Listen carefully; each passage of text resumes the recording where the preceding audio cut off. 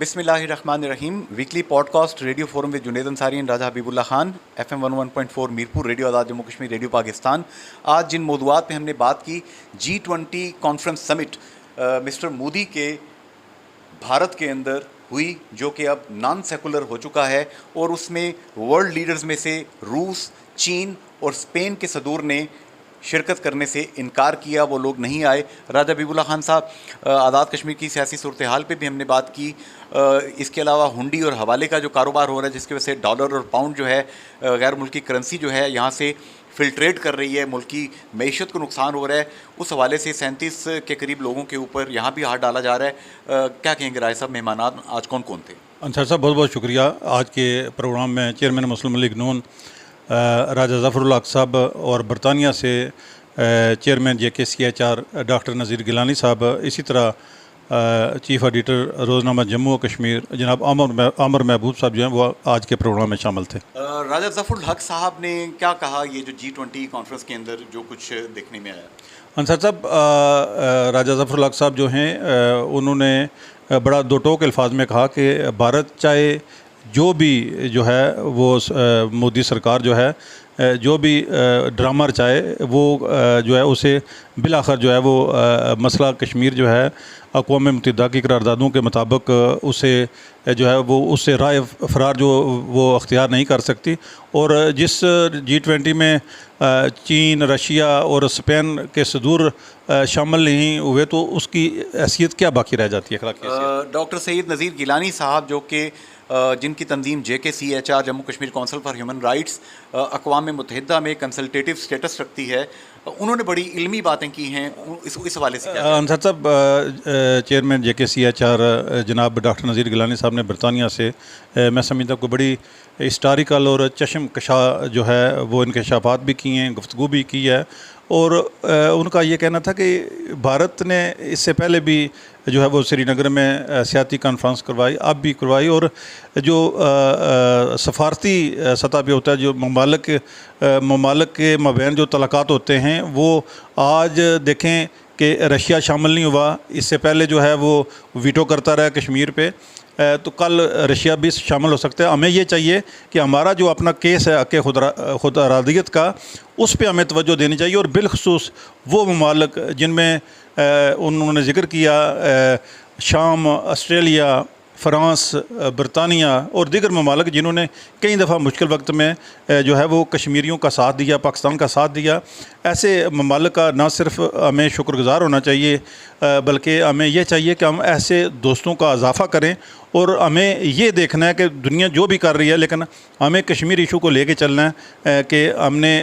کہاں پہ اور کہاں سے حمایت حاصل کرنی ہے, تاکہ یہ جو دنیا میں اقوام متحدہ کے ایجنڈے پہ سب سے درینہ مسئلہ ہے اسے پرامن طریقے سے حل کیا جا سکے. عامر محبوب صاحب نے آزاد جموں کشمیر کی یہ جو پولیٹیکل پزل بنی ہوئی ہے, پڈنگ بنا ہوا ہے, کھچڑی بنی ہوئی ہے, بہت سی باتیں بتائی ہیں کہ شہباز شریف صاحب پاکستان آئیں گے, اور چودھری طارق فاروق صاحب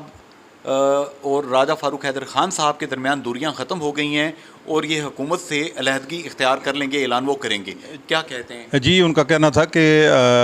جب میاں شہباز شریف پاکستان آتے ہیں تو چند روز میں جو ہے وہ آزاد کشمیر حکومت سے مسلم لیگ نون کی علیحدگی کا باقاعدہ وہ اعلان کریں گے. اس کے علاوہ جو آزاد کشمیر میں انصار صاحب PTI کی تنظیم سازی ہوئی ہے, اس میں ان کا یہ کہنا تھا کہ PTI میں دو طرح کے گروپ ہیں, ایک نظریاتی گروپ ہے, ایک وارداتی گروپ ہے, اور جو وارداتی گروپ ہے وہ عمران خان کو اور ان کے نظریے کو چھوڑ چکا ہے, لیکن جو نظریاتی گروپ ہے وہ اب بھی ساتھ ہے, اور جو نئی تنظیم بنی ہے یہ کسی بھی وقت اس میں سے جو بیشتر عہدیدار ہیں وہ علیحدگی کا اعلان کر سکتے ہیں. میرپور کے تاجروں نے اور چیمبر آف کامرس کے جو لوگ ہیں, انہوں نے جا کے 2-4-6 لوگوں نے وزیر اعظم جناب انوار الحق صاحب سے ملاقات کی ہے. یہ تاثر دینے کی کوشش کی ہے بقول عامر محبوب صاحب پرائم منسٹر آفس نے کہ شاید ہم نے میرپور کے لوگوں کو, میرپور کی قیادت کو بجلی کے بلوں کے خلاف جو تحریک ہے اس سے توڑ لیا ہے. اس حوالے سے عامر بھائی کیا کہہ رہے تھے؟ جی انصار صاحب, عامر بھائی کا یہ کہنا ہے کہ یہ شاید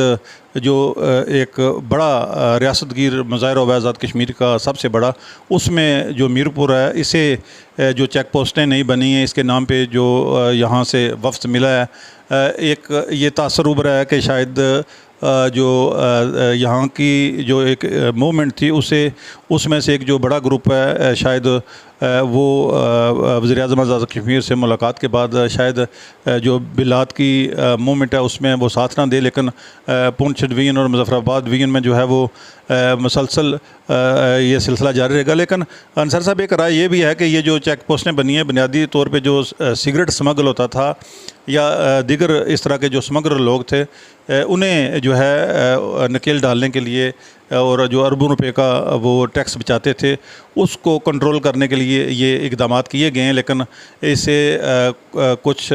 جو حلقے ہیں وہ یہ سمجھتے ہیں شاید یہ تاجر برادری کے خلاف کوئی سازش ہے۔ دیکھیں یہ آنے والے دنوں میں مزید صورتحال واضح ہونے کا امکان ہے۔ عامر محبوب صاحب نے یہاں پہ یہ بات بھی بتائی ہے کہ اگر پورٹ فولیو تقسیم کر دیے وزراء کے درمیان